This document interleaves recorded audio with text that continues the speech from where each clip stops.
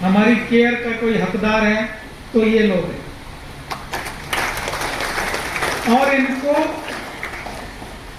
इनको किसी बड़ी चीज की जरूरत नहीं है, सिर्फ हम इन्हें याद रखें, अपने परिवार का हिस्सा बनाएं और वक्त बेवक्त हम ये ध्यान दें कि इनका जीवन यापन ठीक है, कोई किसी तरह की तकलीफ नहीं है, ताकि उनको ये महसूस ना हो कि भाई वो जो चला गया वो होता तो ये हो जाता, कोई बात नहीं, वो नहीं है तो हम हैं। अभी हमारा फर्ज है कि वो करते वो हम करें। अनाथ फाउंडेशन कर रही है, हमें इंडिविजुअली भी करना चाहिए, अपने तरीके पे भी करना चाहिए। मैं वेटरन शब्द आपको इसलिए कह रहा था कि आप रिटायर नहीं हुए हैं, आप री-अटायर हुए हैं। आपकी वर्दी बस टंग गई है, आपकी जिम्मेदारी खत्म नहीं हुई है। आपकी जिम्मेदारी तो बल्कि समाज में इतनी गंदगी की वजह से बढ़ गई है।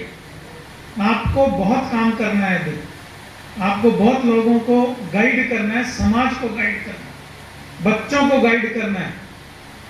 बहुत सारी चीजें जो हमारे कंट्रोल में नहीं, उसको छोड़ देंगे हम, लेकिन पूरे समाज की गाइडेंस की जिम्मेदारी आपके ऊपर है। आप लोगों को लोग देखते हैं ऊपर सिर करके कि भाई ये सूबेदार साहब, एसएम साहब, कैप्टन साहब आए हैं तो अब ये क्या करेंगे, आप समाज के लिए क्या करेंगे।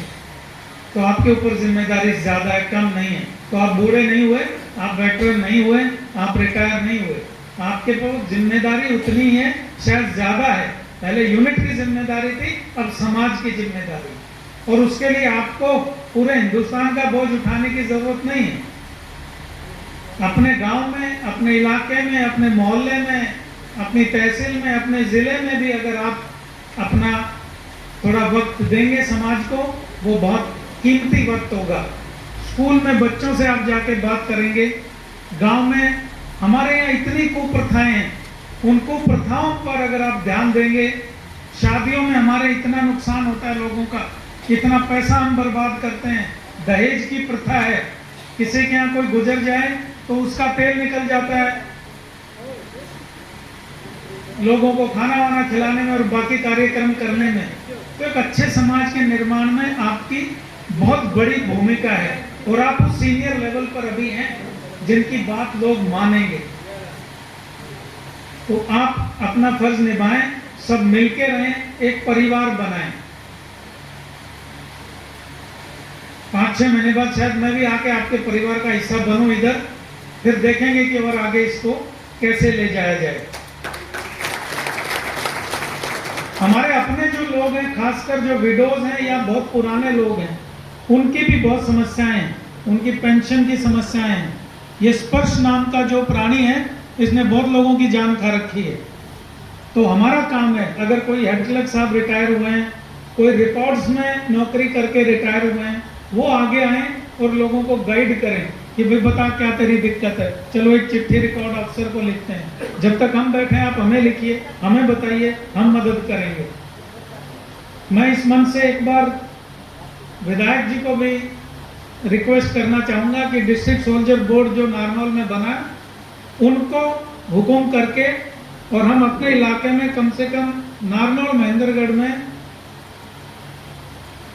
आर्टिलरी का, कुमाऊं रेजिमेंट का और उन यूनिटों का जहां से अधिकतर लोग मेरे हिसाब से आर्टिलरी और कुमाऊं में, बाकी आर्म्स में और सर्विसेज में थोड़े कम लोग हैं, तो उनके रिकॉर्ड से अगर हम बुला के और इन 2 शहरों में एक कैंप लगवाएं, जो पिछली बार मैं बता के भी गया था, मैं उस पर काम कर रहा हूं।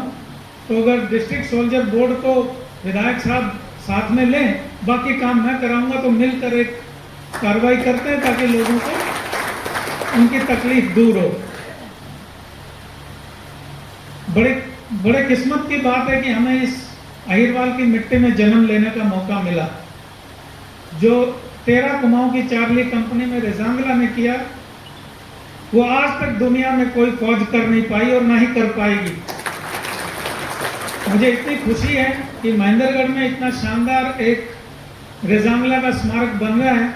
एक बार वो बन जाता है, फिर उसका सदुपयोग हम सब मिलकर करेंगे। और अभी मुझे विधायक जी ने बताया भी कि और भी 2-3 प्रोजेक्ट हैं जहां हम इस तरह के स्मारक बनाएंगे। स्मारक बनाएंगे तो उस स्मारक का इस्तेमाल भी करेंगे, ताकि हमारे लड़के मोटिवेट हों, फौज में जाएं। अगर हम फौजियों का ख्याल नहीं रखेंगे, रिटायर्ड लोगों का ख्याल नहीं रखेंगे, माताओं बहनों का ख्याल नहीं रखेंगे, तो लोग जाना बंद कर देंगे। और हमारा इलाका तो सदियों से सेना का इलाका रहा है।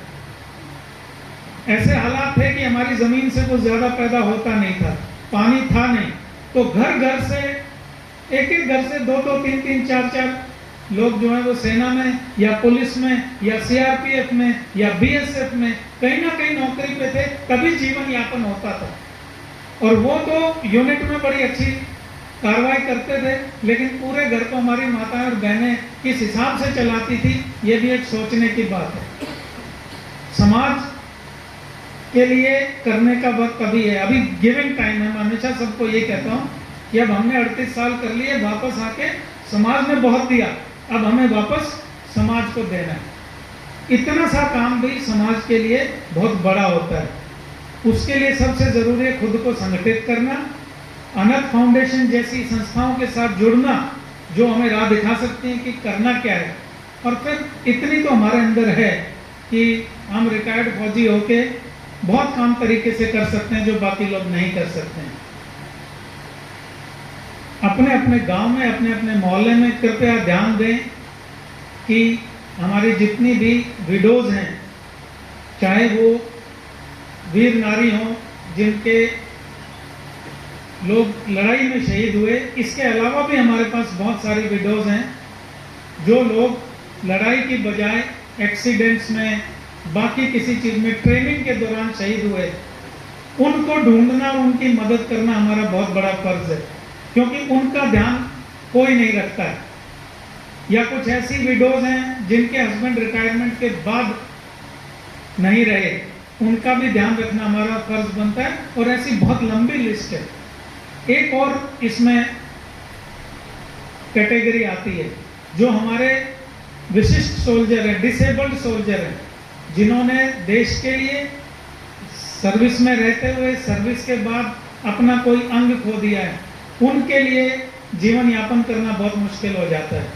तो आप आइडेंटिफाई करें, लिस्ट बनाएं, हमसे बातचीत करें, हम देखेंगे कि वो सोल्जर जो अपना ख्याल खुद नहीं रख सकते, उनका ख्याल हम रखेंगे।